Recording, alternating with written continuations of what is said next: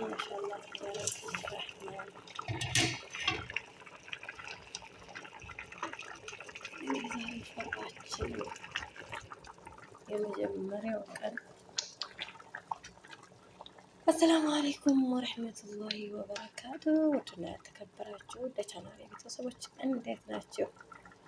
በድጋሚ ረመዳን ሙባረክ እንኳን አደረሳችሁ እላለሁ።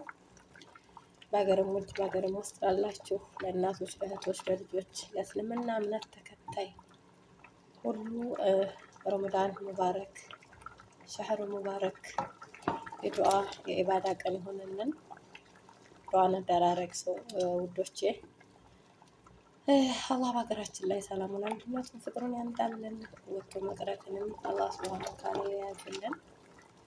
እንግዲህ ዛሬ ረመዳን እንግዲህ ሰዓት እኮ ትሄድ ድሮ እኮ ዛሬ አንድ ቀን ሊያስቆጥር ነው ማለት ነው። ወይኔ ሰዓቱ